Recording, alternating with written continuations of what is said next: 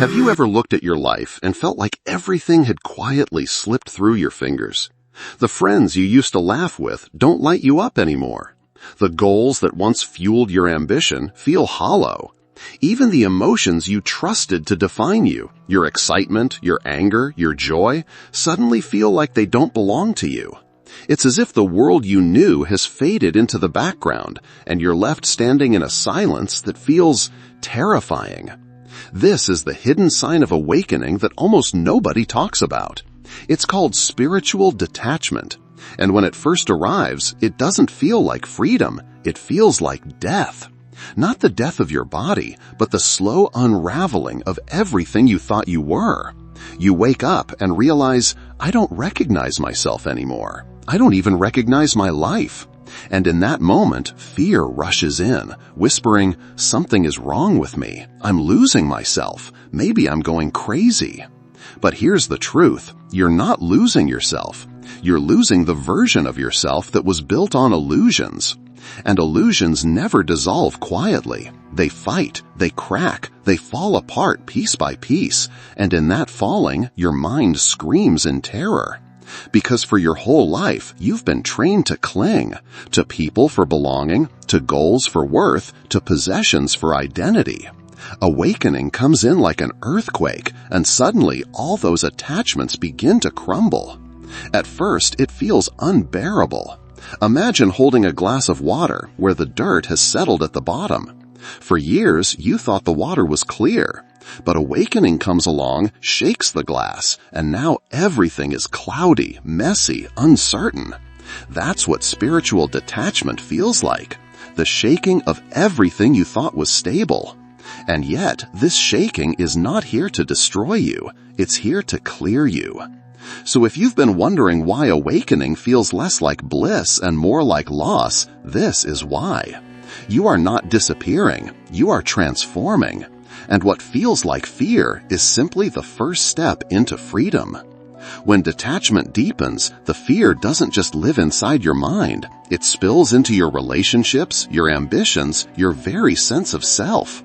Suddenly, the people you once felt so connected to begin to feel distant. Conversations that used to make you laugh now sound shallow. Drama feels pointless. You try to slip back into old routines, but it's like wearing clothes that no longer fit. They hang awkwardly, heavy with a past identity you can't return to. This is where loneliness strikes the hardest.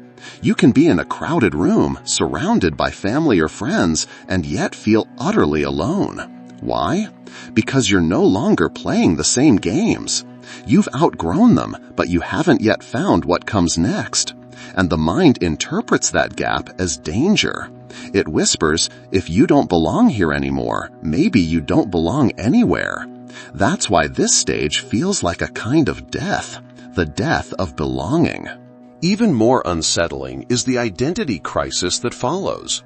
You may look in the mirror and wonder, if I'm not this career, not this personality, not these emotions I've carried my whole life, then who am I?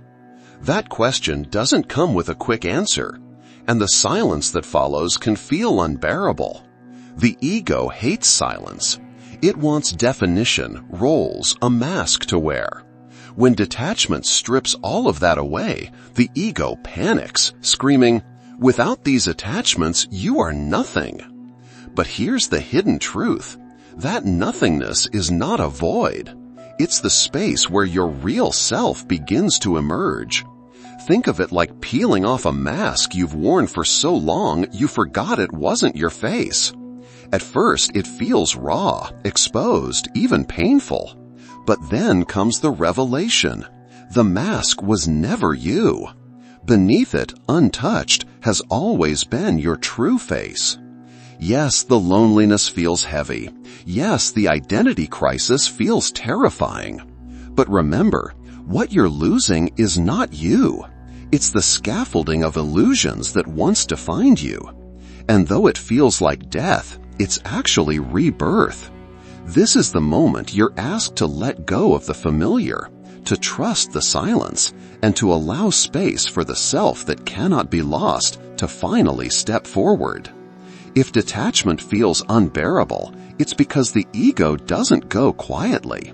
The identity you've spent years constructing, your roles, your ambitions, your relationships, even your personality, was never truly you, but it became the scaffolding you leaned on for safety.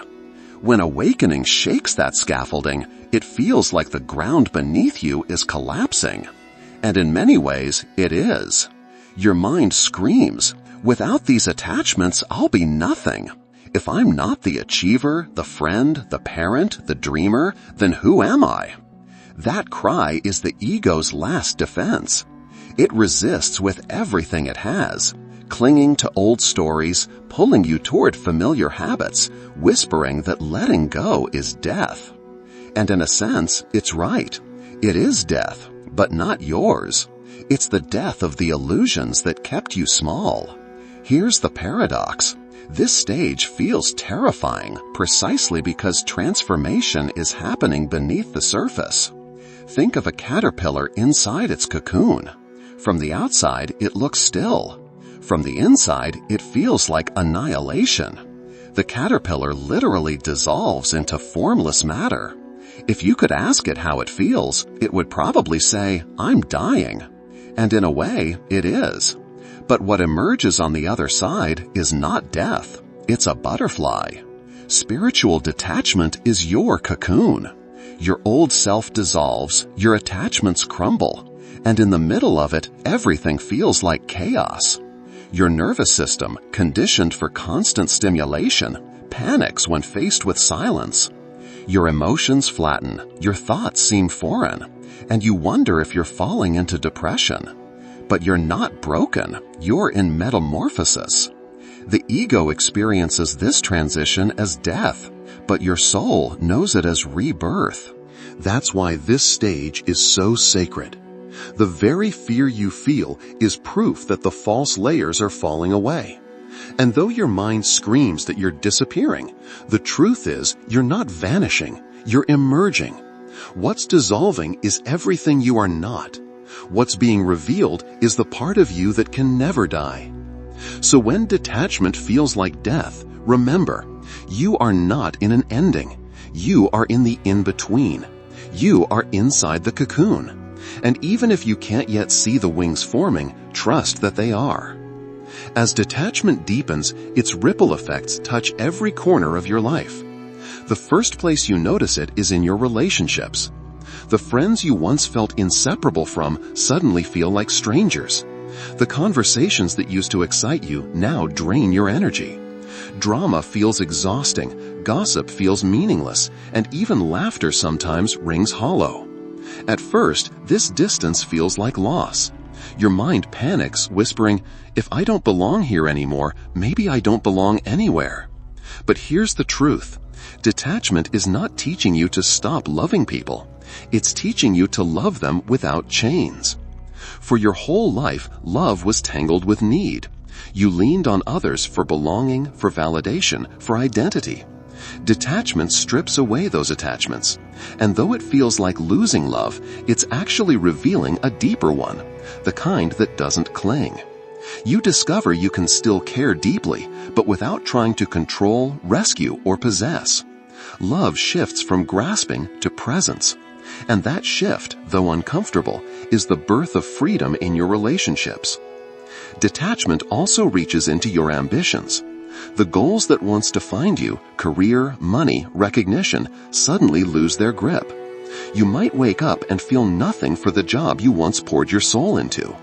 Achievements that once gave you pride now feel hollow. The possessions you worked so hard for no longer spark joy. To the mind, this feels like failure. It says you're losing motivation, you're wasting your life. But in truth, it's not laziness, it's clarity. Your soul has stopped chasing temporary rewards because it longs for something deeper, something lasting. This shift can be frightening because ambition was a mask, and now that mask is falling away. But beneath it, you begin to discover a different rhythm, one of flow instead of force. Life continues. Work still happens. Opportunities arise. But they no longer define who you are. You stop trying to squeeze meaning from every achievement, and instead, meaning begins to flow naturally through you. So yes, detachment changes relationships. Yes, it strips ambition of its old fire. But it does this not to empty your life, but to free it. Without clinging to people, you can finally love them honestly. Without clinging to achievement, you can finally create from authenticity. Detachment doesn't strip you of life. It gives you back to it. One of the scariest parts of detachment is the emptiness it leaves behind. You wake up and the world feels flat, colorless, stripped of the meaning it once carried. The goals don't excite you, the conversations don't engage you, and even your emotions seem muted. At first, this emptiness feels like depression. You whisper to yourself, "I feel numb, I feel disconnected, I feel like life has no meaning." But what you're experiencing is not depression, it's transition. Here's the truth. Depression is the absence of meaning, while detachment is the clearing away of false meaning so that true meaning can finally reveal itself. It's like cleaning out a cluttered room. At first, when everything is gone, the space looks bare, even lifeless. But that emptiness is not the end. It's the invitation, a fresh canvas, a space where real life can finally move in. This is where the paradox begins to unfold. The silence that once felt unbearable slowly transforms into a profound presence. The emptiness that seemed like a void begins to overflow with the simplest joys. Breathing, walking, watching the sky, hearing the wind. These ordinary moments, once overlooked, now shimmer with significance. The stillness is no longer a threat. It's a revelation. And what about suffering? Detachment doesn't erase pain, heartbreak, or loss, but it changes your relationship to them. Instead of drowning in the storm, you find yourself resting in the awareness that holds the storm. You still feel the rain, still hear the thunder, but deep down you know you are the sky, not the weather. This knowing doesn't eliminate pain, but it takes away its power to define you. That's why detachment, though terrifying at first, becomes the gateway to freedom. The emptiness is not empty at all. It's full of life, full of awareness, full of the self that was hidden behind noise, distractions, and illusions. The silence is not silence at all. It's the presence of what you've always been, waiting patiently for you to notice. So, the next time detachment makes you feel like nothing remains, remember this. In the very heart of that emptiness lies the fullness you've been searching for all along. And now we arrive at the final revelation. Detachment is not the death of you, it's the rebirth of you. All along, the fear you've been feeling wasn't your soul disappearing. It was your ego unraveling. The mask you wore, the roles you played, the stories you clung to, they were never truly you. And when awakening strips them away, it feels like dying. But what's really happening is that you're discovering the part of you that cannot die. Think about it. You're not losing yourself. You're losing everything you're not. You're losing the noise, the illusions, the clinging that kept you bound.